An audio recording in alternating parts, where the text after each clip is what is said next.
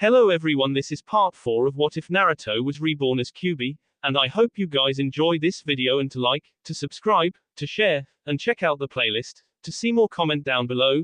Now let's start the intro. They call me a god. They call me a god. They call me a god. Join my membership, the perks are great. It's in the description. Be sure to like and subscribe, it gives me more motivation. Enjoy. 2 days passed by since he was finally awake from his coma. He was greeted with faces of friends who were relieved to see his eyes open again. He was dressed up back in his clothes and had his hospital wear folded up nicely on the bed. He looked back to the many flowers that were on his nightstand, most of them being from Hinata, strangely. Naruto. Yeah, Naruto replied, pushing himself to a sitting position on the bed. The door opened and Sakura came in, which brought a smile to his face. Sakura-chan. How are you feeling? Sakura asked. Very hungry. Naruto groaned. His stomach then groaned the same way, which made Sakura giggle in amusement. Naruto decided to change the subject. Was I really out for a month? Sakura's smile faded. Yeah, you had lots of us worried. Well, I didn't mean to. Naruto frowned. I know you didn't. Sakura replied, I'm just glad you're all right. She took the clipboard that was at the foot of Naruto's bed frame. Well, I think you can leave later today. A doctor's gonna come to take a B sample from you. Why can't you do it? Naruto asked, that way, I can leave sooner. Well, it's not my position to do that. Sakura answered. She put her smile back on, don't worry, you'll be out in no time. Naruto grumbled in defeat, alright, fine. Naruto fell back on his back, landing his head softly on the pillow, closing his eyes. When he opened them, he noticed Sakura staring at him. Sakura. I almost thought you'd be gone, for good. Sakura said, her smile now completely faded, replaced with a frown. I felt horrible when Sasuke-kun left Konoha, but knowing that I almost lost you, it hurt so much. Tears began to form on the pink-haired Konochi's face. She remembered when Naruto came looking as pale as snow, and then suddenly dropping into a coma unexpectedly, followed by almost a month of worry. Sakura, I'm fine though. You saved me, you brought me back. Naruto got up from the bed, I knew you would be able to save me. I just don't know how I could live with losing you too. Sakura said, you've been my closest friend ever since you came back home. You're like my brother. Sakura. Naruto moved closer to Sakura, resting his hands on her shoulders. I promised you that I'd bring Sasuke back home. Nothing is gonna make me break that promise. You see me as family, and I see you as one too. That means I'll have to keep my promise more than ever. Naruto moved in and hugged Sakura. I promise you, nothing is going to keep me from bringing Sasuke back. Sakura slowly melted into Naruto's warm embrace. She wrapped her arms around him and hugged him back. She slowly pulled away from him and wiped her eyes with her arms. Sorry for making this visit short, but I gotta check up on Lee. Sakura said, he broke his leg in training. Typical. Naruto smirked, I'm surprised Fuzzy Brows hasn't been K from his training yet. I'll be back before you leave. Sakura smiled, I'll see you then. Alright, bye. Naruto was finally able to leave. Sakura came to give him his clothes back, to which Naruto was relieved from. He left his room and went through the hall and towards the exit of the hospital. Upon leaving the building, Hinata appeared holding an assortment of flowers. Hinata. Oh. Naruto-kun. Why you're out already? Hinata asked. She hid her face behind the flower, hiding her blush. Yeah. Naruto said with a smile, were you coming to see someone? Actually, I came to see you. Hinata blushed more brightly. Me. But why? Something about what she said made something click in his mind. Remembering all the flowers on his nightstand back in the hospital room made Naruto come to a realization. Naruto put on a fuzzy grin and leaned over to Hinata, you like me, don't you? Hinata suddenly changed from a bright red face to a pale face of realization that she was discovered. Without saying another word, she dropped the flowers and proceeded to run the opposite direction. Hinata. Naruto realized that Hinata was now running away from him and decided to follow. What do I do now? How could I be so stupid? Giving him all those flowers, I should have known he'd find out that way. Hinata continued to run, But why was she running? She had no reason to run, but something in Naruto's words made her feet act on their own. Naruto panted heavily as he kept running. He never expected Hinata to run so fast for so long. He needed to know some things, he wanted to talk to her about it, but unless she was actually there to talk to, it would get him nowhere. Luckily, Naruto had a basic idea of where she might be running to. When Hinata continued to run straight forward, Naruto made a turn into an alleyway. Better remind myself to thank Konohamaru for teaching me the shortcuts around here after this. Hinata looked back after running for a few more seconds. When she saw that Naruto was no longer behind her, she slowed her pace down, walking the rest of the way. She felt horrible for running away from Naruto like that. She never thought she would ever do that, but something about the situation she was in made her run away. She continued to walk, until she found herself at the front of her home. She sighed in relief that she made it without Naruto finding her. Suddenly, something from the roof of her house fell before her. Ow! Naruto sat on the ground rubbing the top of his head. Naruto-kun. Hinata blushed brightly when she saw him. Naruto looked up and saw Hinata, remembering the reason why he was here. Hinata. He quickly got up. Why'd you run? All I want is an answer to my question. Hinata looked down to the ground, unable to find the best way to answer him. Well. She began to tent her fingers in her usual fashion. Hinata, do you like me, or not? Naruto asked. Hinata didn't answer with words. The most she could conjure up was a small nod, while still looking at the ground. For how long? Naruto asked. Ever since I saw you at the academy. Hinata managed to get out from her voice. Naruto looked at her in disbelief. They both started at the academy over 5 years ago. Oh, wow. I don't know what to say. Naruto scratched the back of his head. All this time, Hinata's developed a crush on him, but he remained oblivious to it. He now felt completely stupid. I understand if you don't feel the same way, Hinata said quietly. Her face was still down to the ground, avoiding eye contact with Naruto. From where Naruto was standing, he could see drops of water coming from her face and landing on the ground below her. She slowly turned to walk into her house. I have to go now. Wait, Hinata. Naruto reached out and grabbed her hand before she went in. When Hinata turned and saw that he was holding her hand, she blushed. Naruto, now aware of why she used to blush so much in the past, quickly released his grip on her hand. Well, I'm not really an expert in this sort of thing. But maybe I can give this a shot. Naruto then saw the smile on Hinata's face. How about we go hang out sometime? Just us. I'd really like that. Hinata smiled. She wiped her eyes with her jacket sleeve. Well, you doing anything right now? Naruto asked. Actually, I have training with Neji-ni-san. Hinata said with a tone of regret. Sorry, Naruto-kun. Okay, how about tomorrow? Naruto asked. Maybe around 3 o'clock. I'd like that. Hinata smiled. Perfect, I'll meet you here then. Naruto asked. NHM. Hinata nodded with the smile still brightly on her face. Okay, well, good luck in training. Naruto turned and ran off. Hinata smiled brightly as she slowly turned to walk back into her mansion. She closed the door behind her and made her way to where Neji was. Hinata, you're late, Hiyashi said, who was standing with Naruto. Oh, Gamen. Hinata bowed. I was delayed. Who was it that you were talking to outside? Hiyashi asked. It was Naruto-kun. Hinata answered, cautiously. Naruto. You mean Uzumaki Naruto? Hiyashi asked. Hinata gulped once before she nodded a yes. Neji knew he had no right to be a part of this, so he chose to step back and wait for this conversation to finish before saying anything. Hinata, you know I have had no complaints in him being your friend.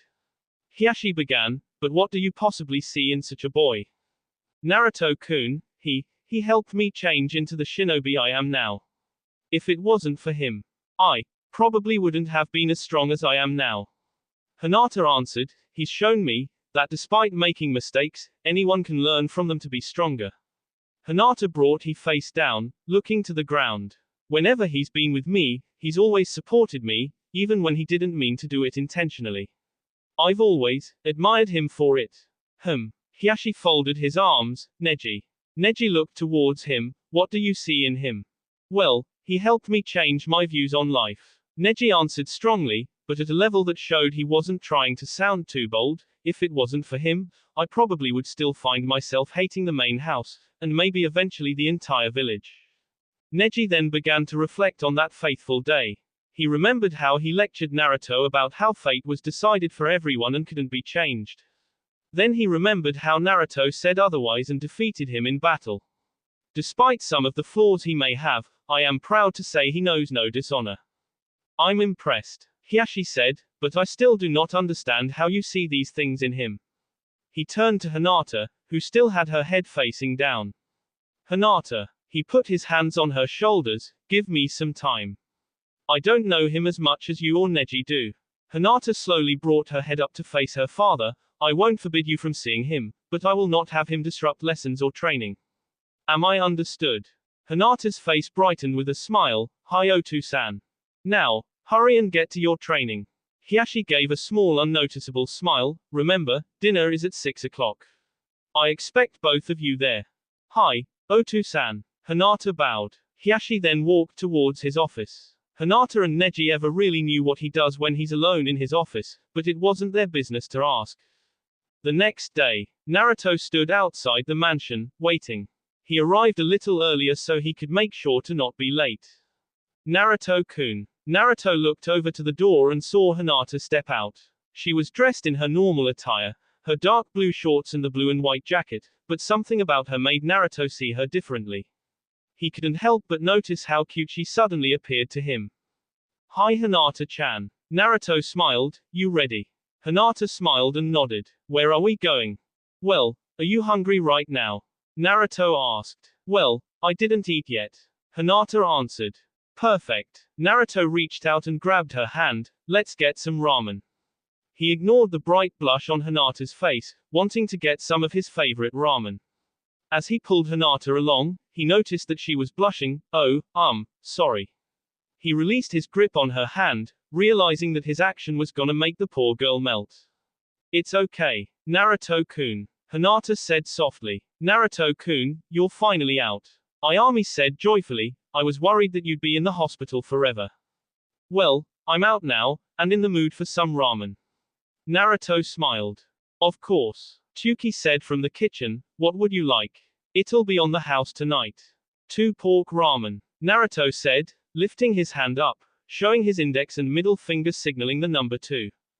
Coming right up. Chuki smiled back as he prepared the noodles. Who's your girlfriend, Naruto-kun? Ayami said with a sly smile. Hinata immediately blushed brightly from the remark. This is Hinata, but she isn't my girlfriend. Naruto said.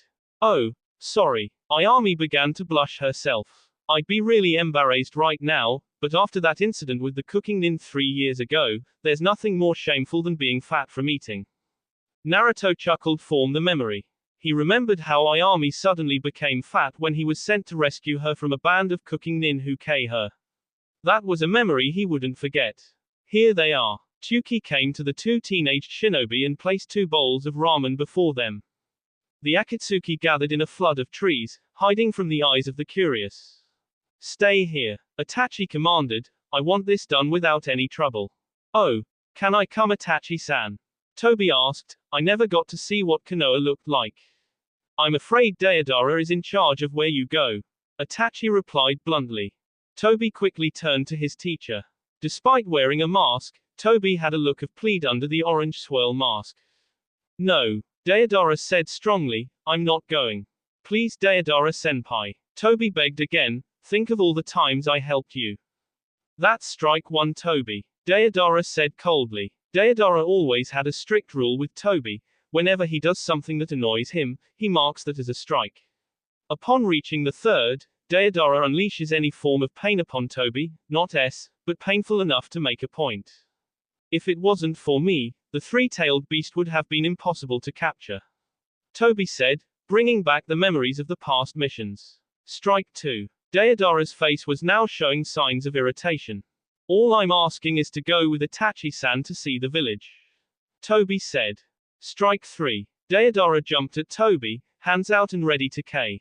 His hands found their way to Tobi's end and he began to strangle the poor masked boy. Enough. Itachi's voice boomed loud enough to get their attention. Kiss him, keep an eye on them. I don't want this plan to be ruined.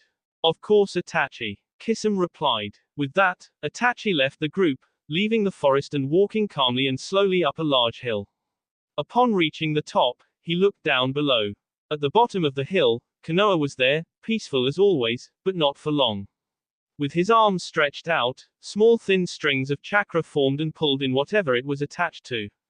From behind Itachi, a group of wooden soldiers marched up the hill, all connected to the strings. It's time we finished the job, Itachi said, once and for all. Naruto rubbed his belly as he had 5 empty bowls stacked in front of him, while Hinata had finally finished her first. That was great, Naruto commented on the meal. Where does it all go? Ayami asked herself. Every time Naruto came to eat, he would always have so much ramen, but most often show no sign of a growing belly. Whenever it did, it would be back to its original size the next time he came to eat. You ready to go, Hinata? Naruto asked. Yes, Hinata smiled. Thanks, old man. Naruto waved to Tsuki. Come back soon, Naruto. Tsuki smiled back at Naruto as he and Hinata walked off. Tsunade sat at her desk, trying to sort through the large piles of paperwork that was stacked before her.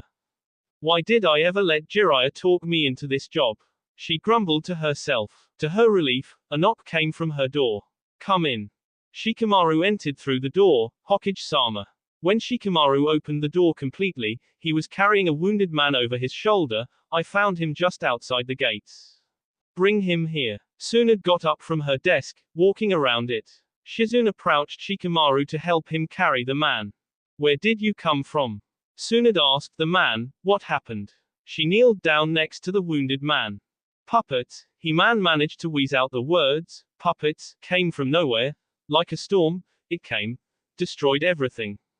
The man managed to take in one deep breath, but upon exhaling, he stopped. Wait, what puppets? Tsunade asked the lifeless man. What puppets? She then remembered a moment when Team Kakashi and Team Guy returned from rescuing Gaara. She remembered Sakura mentioning about an Akatsuki member that was able to use an almost impossible amount of puppets for his use. It can't be. Hokage-sama. A Junin bursted into the room in panic. What is it? Tsunade asked. Puppets. The Junin answered. There are puppets coming from the east side. Oh no. Tsunade got up from her kneeling position. They're after Naruto. Shikamaru, get your team to find Naruto and take him to safety. The two sat on the grass, just off the edge of a riverbank. There was a small breeze that came, not too strong, but enough to keep the two cool while the sun shined on them. The breeze drifted through Hinata's long hair, flowing with the invisible force of nature. For the past 3 minutes, the two were talking about past memories, including missions they had together and what they have been doing before they met at the academy. Naruto made sure to exclude main details that involved the fact that he was the Kyuubi.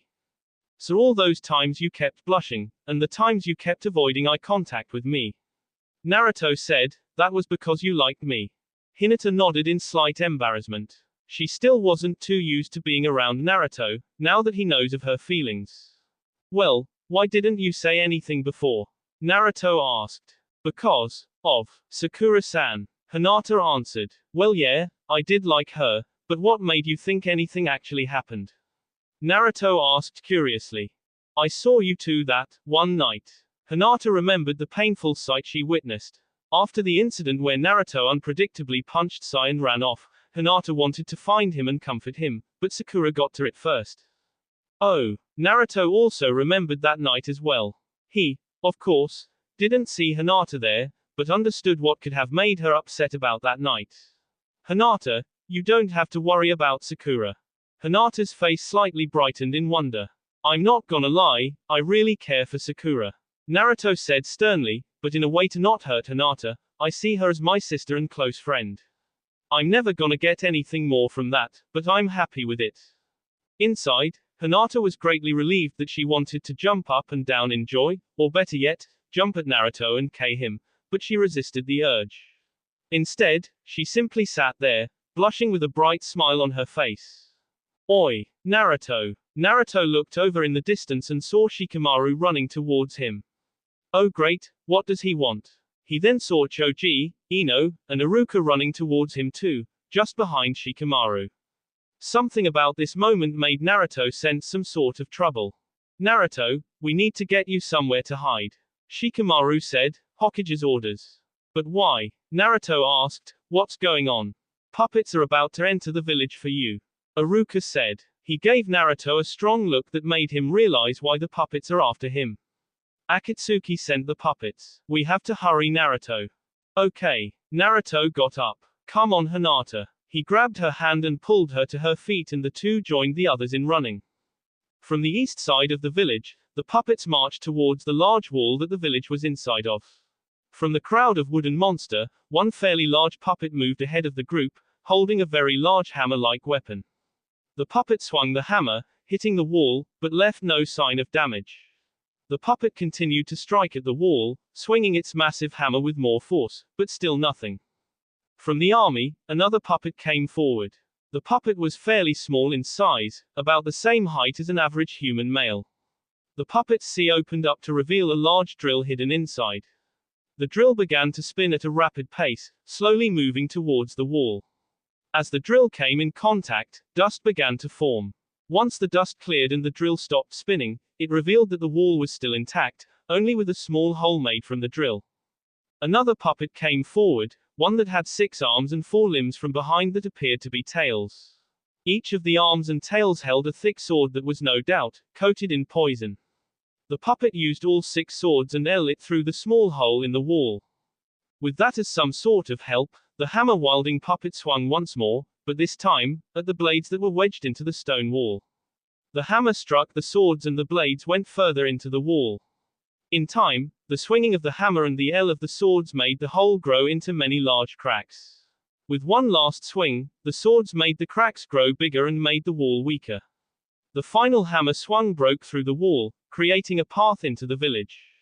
Itachi stood at the top of the hill, watching over the start of the invasion. He stood there calmly, but with determination in his eyes. You won't get away this time, Uzumaki Naruto. People ran around in panic as the mass amount of puppets began to attack. Ninjas of the village made their stand to fight them. Knowing that destroying a puppet was not the same as they didn't hold back. Even the Chunin made their stand to destroy every last one of them. While Iruka, Shikamaru, Hinata, Choji, and Ino guided Naruto through the large streets of Konoha, everyone else was at a separate location to destroy the puppets. As this group of 6 made their way onto the main road, they were greeted by a small group of puppets. This isn't good. Naruto gulped. Just as the puppets charged for an attack, a streak of white came and immobilized the puppets in a matter of seconds. Otu-san. Hinata stood behind her father as he stood in his gentle fist stance to defend his daughter. Hinata, hurry and get to safety, he said. The tone in his voice clearly showed that he was concerned for her safety, something she didn't hear very often from him. Where's Hanabi-chan? Hinata asked. She's safe, I had her hide on our sanctuary of protection, Hiyashi said. He turned his head to see Hinata's face. Go there and stay there until I come to get you.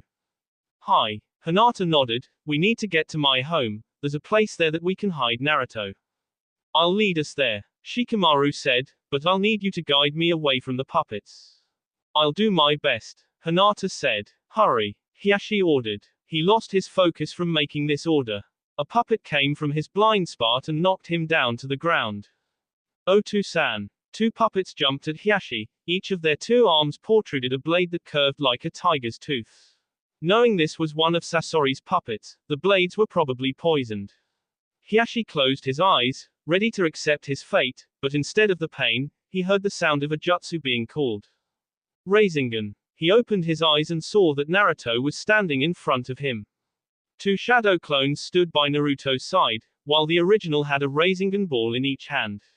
The puppets shattered into pieces and the glowing chakra broke through them. The remaining puppets charged at Naruto, ready for their K-blow. He put his hands into his favorite seal and called out, Kage Bunshin no Jutsu. From what started off as 3 Narutos, 20 were now in the area. Shihu Happo Shuriken from all direction. The 20 clones of Naruto jumped up and in unison threw shuriken at the remaining puppets that were in the area. Once the last of the bladed stars hit the target, Naruto's clones dispersed. The puppets all fell apart from the stars and were now out of commission. Naruto ran at each of them, finishing them off with several kicks to their joints. Naruto stood triumphantly over the scattered puppet limbs. You saved my life. Hiashi got up from the ground and dusted himself off. Never has a Hyuga needed the help of anyone. This doesn't look good. Shikamaru whispered to Ino. You know how Hinata's father is like. Please don't Oto-san. Hinata prayed that his father wouldn't see Naruto in any worse way possible. I cannot be any more grateful. Hiashi did something that surprised everyone in the area, Naruto the most. He bowed before the blonde-haired genin. Arigato. You're welcome. Naruto didn't really know what to do. No one has ever bowed to him before. Now, you must go. Hiashi said, Hinata knows the way. Please keep her safe. I'll do my best. Naruto joined back with the group and they proceeded to follow Shikamaru. Uzumaki Naruto. I believe I might have a small sense of what my daughter sees in you now. More puppets arrived, but this time, Hiashi was ready. Activating his Byakugan, he prepared himself for the worst. Sakura charged forward to a four-armed puppet that somehow resembled a tiger and a dragon. With her fists covered in her gloves, she jumped and landed one of her chakra-enhanced punches, shattering the puppet into splinters. From behind, another puppet snuck up on her. Its two arms formed a weapon that appeared to be a giant hammer, and it was ready to crush Sakura under it. But before it made the move of dropping, small bugs began to crawl all over the puppet. In a matter of seconds, the puppet was consumed in the bugs and disappeared. From behind the puppet, the bugs all flew up the sleeves of Shino. Nice punch, Shino said. Thanks. Sakura smiled. From another area of the village, Team Guy were grouped together for their line of defense. Lee and Guy fought close for ultimate effect in battle. As one puppet came for the attack, both Guy and Lee attack in synchronized formation with a kick and then an uppercut. As more puppets came to attack, the two remained in sync with their attacks. Neji was surrounded by a group of puppets that all seemed to be in the style of projectile attacking. Each of them prepared to launch many poison-tipped darts at the Hyuga. Sensing what to expect, he took the stance of the gentle fist.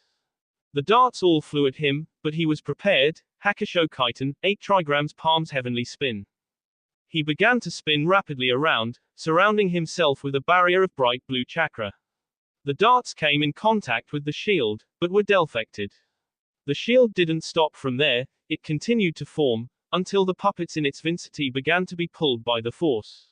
Eventually, the puppets were brought up to the sky and torn apart by the immense amount of chakra. Neji stood victorious as the pieces of the puppets fell from the sky around him. Tenten made quick work of her puppets. She pulled out the scroll from behind her and opened it. Saozaoryu, twin rising dragon. Her scroll released a large puff of smoke. From the screen, many array of weapons shot out and hit each of the puppets that were near her. Piece of cake. Tenten. Neji pushed Tenten aside and with a calm motion of his hand, he punched a puppet that was prepared to the female Chunin. The puppet crumbled into its individual pieces and fell to the ground. Thanks. Tenten smiled. Gatsuga, double L Fang. Kiba and Akamaru spun at a speed that broke through 3 puppets that stood in front of them. Akamaru charged on his own and began to maul the puppets, treating them as if they were sticks for fetching. Defended himself with a kunai in hand kept close to Akamaru to make sure he stayed safe.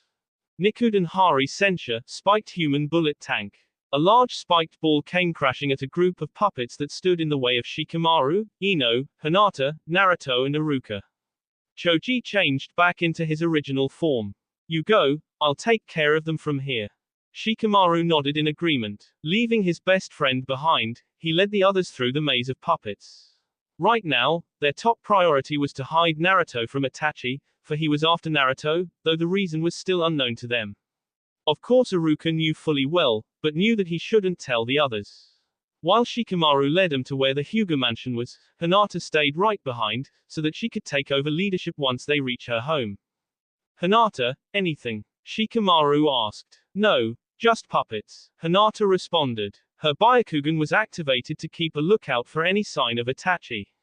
Not knowing what he looked like, she simply focused on a figure that Naruto described as being cloaked and calm. Suddenly, a puppet jumped out from above. The group stopped in their tracks to avoid being under the puppet. This puppet had 4 very thin arms with more .0 articulation than a normal arm. Suddenly, hands protruded blades and the arms extended out, aiming towards the group. Iruka quickly stepped forward and threw several tags on each arm. As each tag hit an arm, Iruka threw a shuriken at the hand, forcing it to fly back to the puppet's main body. Once each of the 4 arms were away from him, the tags exploded and the puppet was immobilized. Keep moving, Iruka commanded, but before they could, 3 more puppets appeared in front of them. Iruka quickly threw kunais with tags on them, each of them hitting the puppets. In unison, the tags exploded and the puppets were no longer a hindrance. Hurry! Iruka waved his hand in a motion signaling to the others to keep moving. As they continued to move, a larger puppet appeared. This one, being more of a reptilian type of puppet, it stood on all 4s, with a large jaw and had a long tail. I'll take care of this one. Shikamaru continued to run to their destination, followed by Ino, Hinata, and Naruto. Iruka looked back and the large puppet and reached into his pouch for his tags and kunais, but to his unfortunate luck, his pouch was empty. The puppet grabbed Iruka's left ankle with its tail and prepared to bring upon his doom. As the group continued to run, Naruto suddenly heard a loud crash coming from where Iruka was. He turned back and a large smokescreen of dust from that location. He looked on, hoping that it wasn't what he thought it was. His hope was shattered when he saw the large puppet's tail swing over with Iruka on the other end. The tail swung and down to the ground. Iruka-sensei. Without hesitating, Naruto turned and ran back. Naruto-kun. Hinata saw that Naruto had run back. Wait. Shikamaru looked back when he heard Hinata scream. He saw that she was pointing to where Naruto was. Oh no, that idiot. Naruto punched through the large puppet with his Rasengan. The puppet shattered into many pieces of wood, leaving Naruto with Iruka. Iruka-sensei. Naruto kneeled down beside his father figure.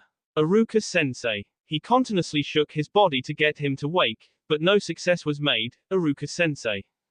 This couldn't be happening. The one person who never treated Naruto like a monster during his childhood, the one who was like a father to him, he was gone. Tears came over Naruto's eyes from this realization. Iruka-sensei. The group arrived to the scene and looked in shock to see what made Naruto run back. Hinata, seeing the immense sorrow in Naruto, began to tear for his loss. Ino simply looked away, not bearing to see the lifeless body.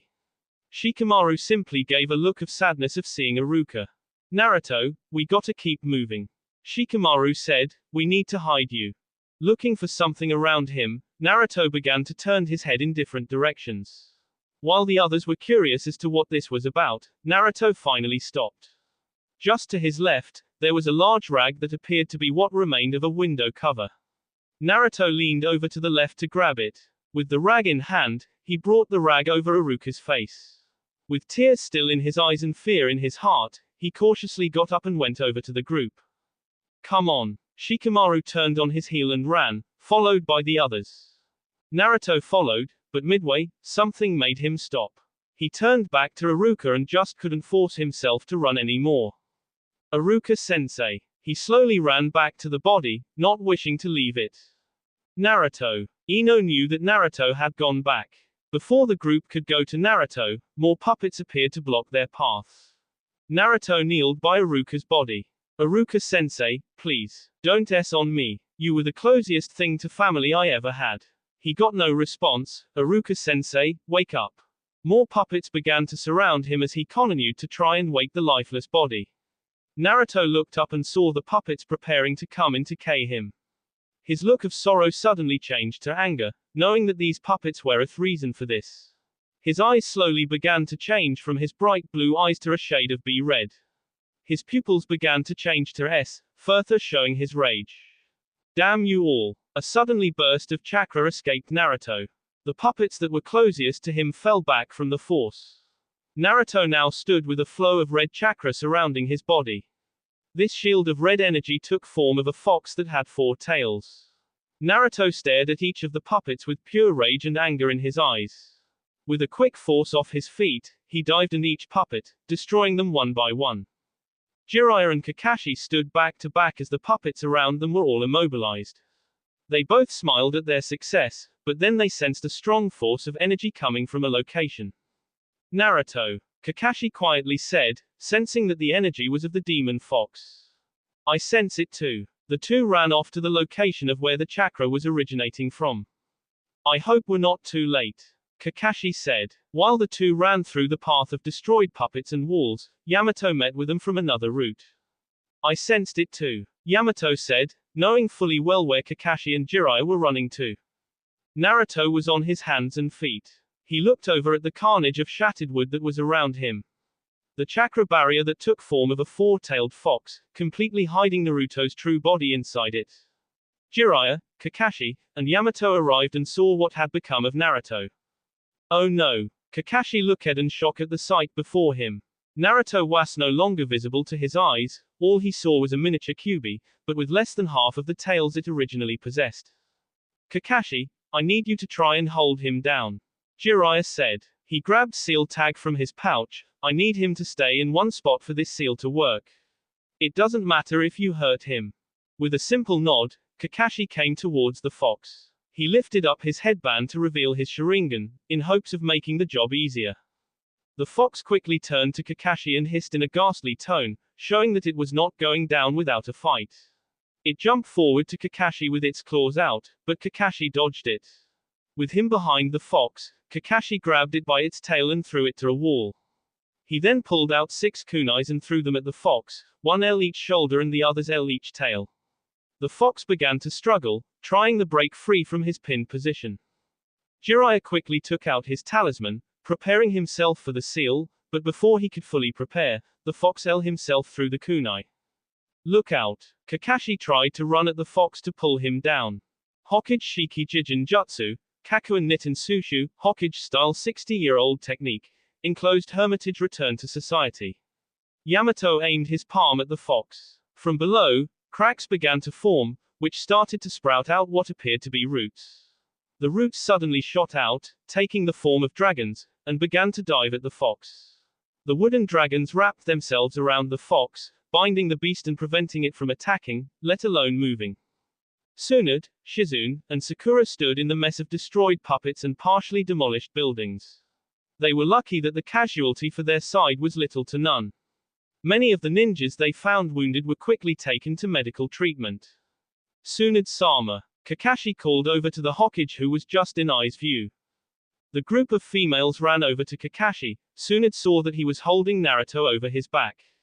Is he alright? Tsunade asked. Yes, Kakashi answered, but I'll need to speak to you privately about his condition later.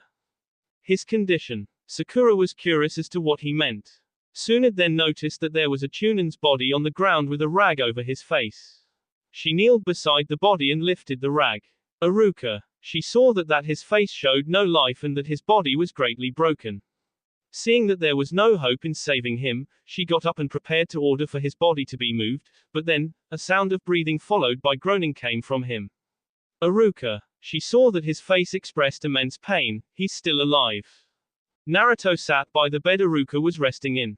He couldn't believe that he almost lost someone so close to him. He almost lost Iruka because of what he is. Itachi wanted the Kyuubi, and attacked Konoha for it. He couldn't help but wonder, if Sasuke really is getting stronger, why hasn't he killed Itachi yet? Strength. That was it. Naruto wasn't able to save Iruka because he lacked proper strength. He needed to get stronger, but how? With Kyuubi's power starting to slowly consume him, he needed to find a way to first control his Kyuubi chakra first, and the village wasn't the best place. He got up from his chair and made his way to the door. As he opened the door, he took one last glance at Iruka. I'm sorry Iruka-sensei, but I'll be back. Naruto waited for the cover of night to make his plan work. Once the sun was down and moon was just at the horizon, Naruto made his way out of this building, and towards the gates of Konoha, all the while hiding from any people. Naruto passed by the street where many of the shops were, most notably, Ino's flower shop. As he passed by the closed stand, Sakura came out from the door. Thanks, Ino. Sakura smiled. I'll be sure to tell Tsunade-sama first thing tomorrow. She looked down the road when she noticed an orange-colored figure, Naruto. Naruto finally made it to the gates. To his luck, there were no guards posted. They must be in the middle of a shift. Naruto knew it was now or never. This could probably be the only possible time he could get out unseen. And where do you think you're going? A vein popped in Naruto's head. Crap. Naruto turned to face the one who caught him. Tsunade stood there with her hands on her hips and an amused look on her face. You're not planning to run away, are you? In the condition you're in, I doubt you'll manage. She noted on the bandage wraps on his shoulders from the kunai. I have to do this. Naruto insisted, please don't stop me. I told you before, Sasuke is a lost cause. Tsunade said, it's been 3 years, just drop it. It's not about Sasuke right now. Naruto said with a tinge of irritation, I'm leaving because of what happened today. He knew Tsunade had full knowledge of why Itachi sent puppets in Konoha. If it wasn't for Ero Sennin, Konoha would have been destroyed anyways. Remembering that it was Jiraiya that sealed the power of Kyuubi back inside Naruto before it took complete control. Naruto, do you really need to do this? Tsunade asked. Hi, more than anything. Naruto answered strongly. This way, I won't hurt anyone during my training. Tsunade grinned in amusement, you're just like Jiraiya, always trying to make us for the best of others. Tsunade placed a hand on his shoulder, I'm not going to stop you, but I'm also not going to let you go alone. Naruto looked at her in confusion, I'm having Yamato go with you. That way, he can help if anything goes wrong. From behind the trees, just at the gates, Sakura watched this conversation. How could this happen? Naruto is planning on leaving the village, and Tsunade was letting him go. After Sasuke left, Sakura was broken deep inside from the loss, but now she was going to lose another teammate and close friend. Just like how Sasuke walked out the gates, Naruto was going to do the same. I'll let you leave tomorrow night. Tsunade said, that'll give you and Yamato enough time to prepare for however long your training will be. Thanks, Bar-chan. Naruto smiled. Tsunade twitched when that name was said. That will be all for this video. Be sure to like, subscribe, share, and comment down below for more videos. Goodbye.